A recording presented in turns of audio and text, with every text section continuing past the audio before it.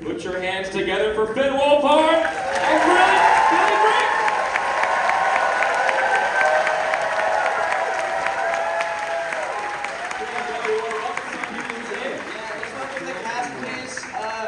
The wonderful Fred Heckinger.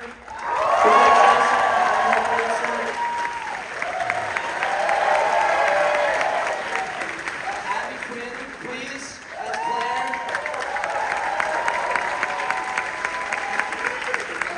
Who's next? Mike. Tavera as Mike, come on.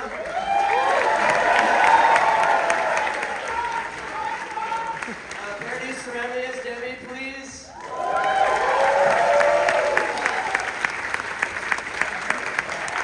Julia Lamont, please, as Noelle. Julia Doyle as Miley.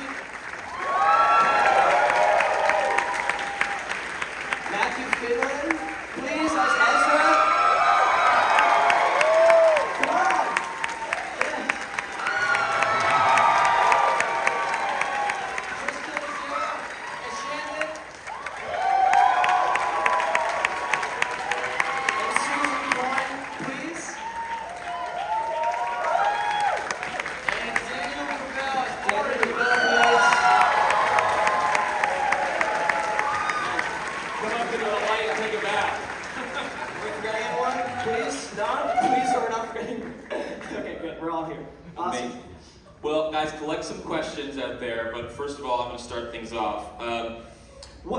So, Finn, Billy, when in deciding what to, attack for your first feature film project, what was it about the slasher genre that attracted you, appealed to you? Well, we both. By the way, that was incredible. That's really crazy. Thank you guys so much. I grew up watching slasher films, and I was a huge fan of the genre, obviously. But weirdly, like comedy, came first. Like teen comedy was the thing that we both bonded over immediately, like when we first met.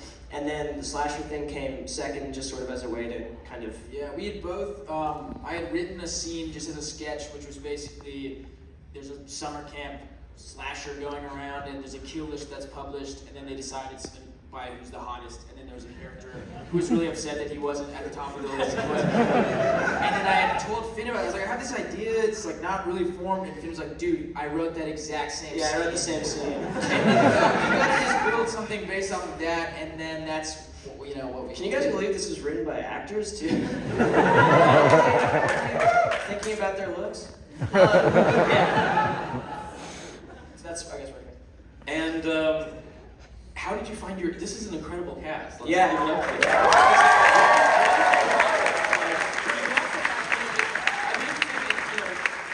First of all, there's the cast in the writing of a slasher. There's the cast of characters themselves. So how did you first decide on the characters that you were going to feature in the slasher? What was that writing process like? And then I'd love to learn how you met everyone and how you found everyone.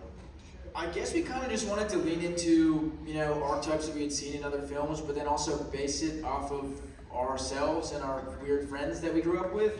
And we biographical then. Sort of, in too many ways, unfortunately. But we started writing it, and then there was like way more characters, and it was really kind of wacky, our first draft, and then we kind of just distilled it down to who we thought was absolutely necessary. And then in the casting process, finding everybody was like such a joy for us. And a lot of these actors actually read for multiple parts, and we're like, who are they going to fit in as? And everybody killed who we knew. We wanted them all in the film, and I'm so proud of the ensemble that we had. And we had amazing casting directors too. Like Carmen Cuba was our casting director, and our Canadian casting, Sarah Kay. Like they really killed it, and were incredible. So yeah, please give me a So I want to turn over the cast, because we all know what Finn and Billy are like on one side of the camera, but I want to hear from the cast about what they have to say about Finn and Billy as directors. Who wants to take this? Fred should start just because of the line. Okay, yeah. I mean, clearly we know they're amazing directors, and it's really never happened before that I think both because they were in it, but also because we're all around the same age, and also just because of who they are as people. I think I felt like very like we were actually all together in this. And you know, the one thing is you just kind of want to make them laugh or make them proud, and you're also thinking that when you're doing a scene with them, and then you're sort of coming in and out and building it together, and it was just, they're the best directors. You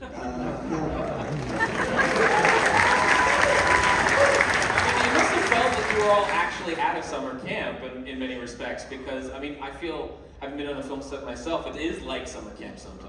I mean, that's Absolutely. another reason why we said that at camp. We met on set, and we were all staying at a hotel, and everybody was young and hanging out. It's like, we never went to summer camp, really, and really, this is our summer camp experience. And then we filmed on this incredible old Boy Scouts camp in like 3 hours, north if you're in Ontario. And we stayed at this lodge, and it really did feel like summer camp, making it. These guys all stayed in the same house. Like they all roomed together. They all slept. Me, Fred, and Billy, and our director's assistant Quincy Fox, who's in the audience. We all slept. We slept at the camp for one night. One night. We couldn't handle it. One night. We had this idea that we found a camp, and we were like, oh, we're gonna all just sleep at the camp every single night. We're gonna film the camp and sleep there, and we slept there one night, and that was the one time we did it. Yeah. Yeah. But yeah, it was. I mean, these guys really bonded. We all bonded like very heavily. Anyone else want to sort of throw in sort of what it was like to So Fred ended on the best director, so Yeah. Any more compliments for them? Best directors ever. Yeah, we were all like staying in the exact same house and would just hang out all night into the morning, not really sleeping. Yeah, I think it was immediate, and we all had shared interests and taste, and yeah, it was the best summer ever.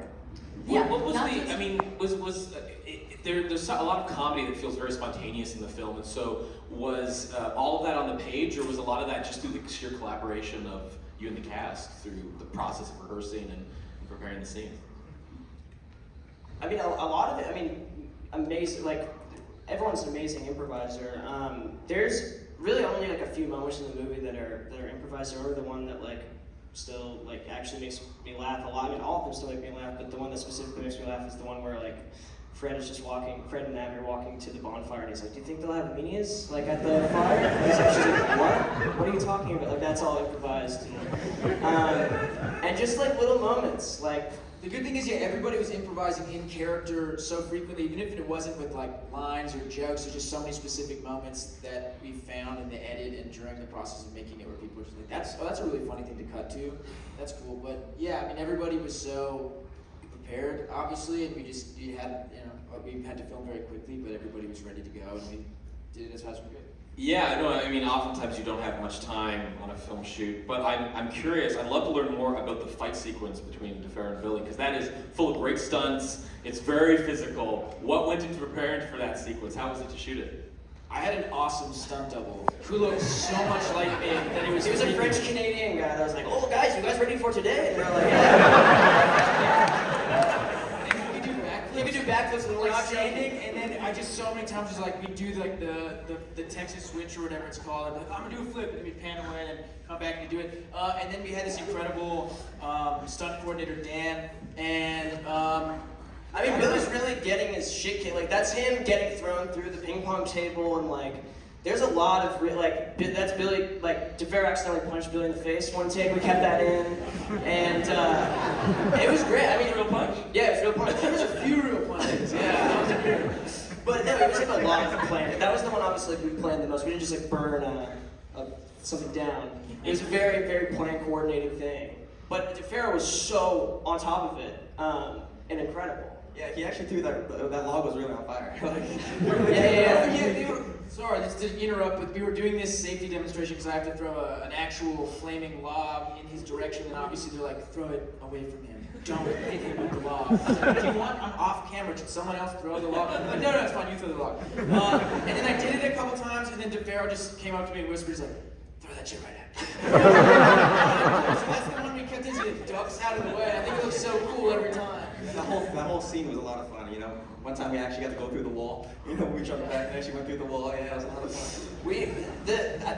To me, what's crazy about that scene is like there's a part that like that whole part, the boner like part of the scene, that was added like completely last second. Billy had like written it and like we didn't want to tell anyone because like we just wanted to We shoot did a it. tough sell. We were like, we thought it was gonna work, so we tried it. We did it in one take, and Finn came up and was like, we're using it. That's great. Yeah, well, he was like, I have this idea, like, and gave it to me. I was like, this is the fucking funniest thing ever. And then I ran over to DeVero, like, do you want to do this? Like, yeah, let's do it. And we just did it. We ran it, and yeah, it's like my favorite scene in the movie because I'm very juvenile. But I just like that scene a lot. And DeFaro was so prepared, was like so funny and committed to it. But yeah, it was very, it was crazy. I'm going to give an opportunity for some people in the audience to ask some questions.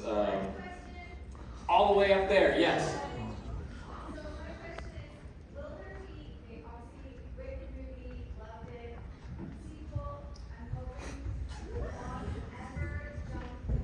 Will Bobby ever jump the flame? These are the questions we've been waiting to answer. Yeah, so the question, if no one heard, Yeah, the question was basically just what the sequel? Are we gonna Elements Number 2? I think Bobby learned his limits on this one. I think he knows he doesn't have to jump the fire if we were to like him, hopefully. I mean, But you guys are gonna wanted make to, another like, movie. You guys are gonna make yeah, another movie, yes, right? yeah, Yeah, we'll like make you're sense. addicted now, right? Yes. yeah, I mean, we've had joke ideas on like just like doing a movie that's just completely different, just like Aliens. It's just Aliens. It's the same cast. Oh, that would be amazing. But yeah, I mean, I don't, you can only go so far with a movie like this. So, but yeah, thank you for Yes, so already yeah. asking. I mean, I love the idea of you guys all singing together, though. That's great. Right there, yes. Yeah, crafting the visual style of the film. What inspired We that? can shout out our guy, Chris Chris Bennell. Yeah. Chris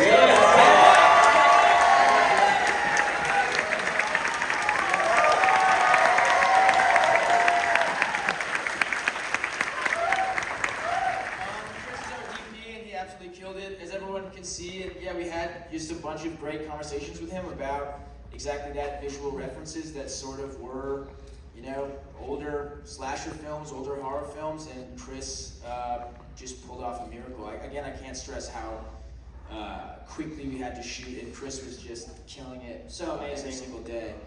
I also just quickly, because if anybody here worked on the film, please stand up. A lot of people are here. It took so much.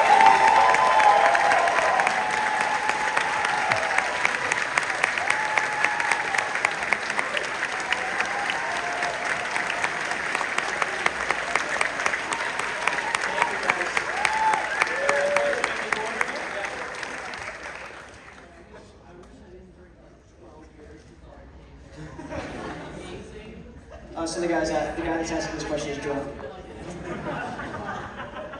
I love slashers. I'm always curious how you decide who dies first. Good question.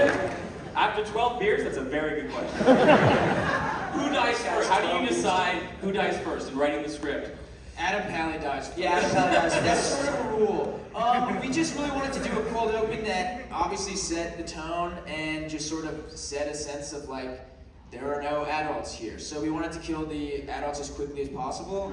Which is in a sense what we did on set as well. Because, yeah, I mean, it was just a lot of, they give 2 kids money to make a movie. I mean, I really want to, I want to thank 30 West, who gave us the money for this. You guys are the greatest. Thank you so much. Like, really, thank you so much. To trust us to make this really crazy movie is a lot. Yeah, we're really proud to call you guys partners. Thank you. Also, really quick, Finn and I were supposed to die in this movie several times. Yeah. It was planned from the beginning, and then every time we were writing, we were like, These guys are too funny. But so that was it was gonna be us, and then it was not. And then I mean, come on, we were actors, we're selfish. For the last question, I just want to hear from, give the cast a chance to say, what was just one of the highlights or memorable moments that on set that you keep with you forever? It was that we all got to chill in the same house. We were there the whole time and really got to, build a family, I like to say, honestly. It was very good. Julia. We went on a fishing trip We did. and we jumped off cliffs. Yeah. We nearly had a near-death accident. Yeah. Bonding experience. Our producers are in the audience. What was I won't report that. Just kidding. Okay, yeah, no, we won't talk about it. Let's make sure you guys are listening. I liked on the first night, Billy, I think it was Billy and Finn, but Billy was particularly adamant on it. He made us all make like friendship bracelets for each other before we started camping, or filming, I guess, actually. Yeah, that was so sweet. Yeah, I remember. Oh, what were you? That was my sister's idea. That was my little sister's idea. She's here. Good idea.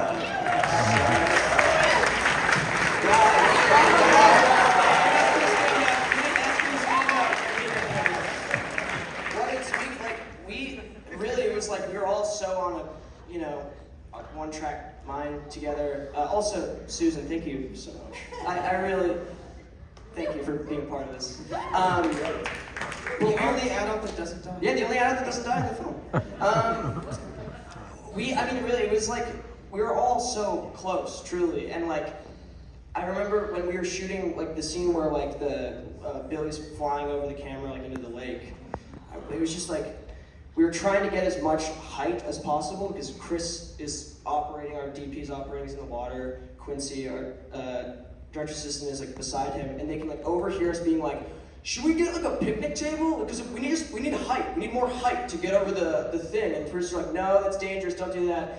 And like telling children basically to not do that. And Quincy and Chris start like pissing themselves laughing because they're just like, I can't believe they gave these guys the funds to make this film. And we can't believe it either because I keep saying it over and over again. But Well, it's not a dream. Everyone, please give them a round of applause.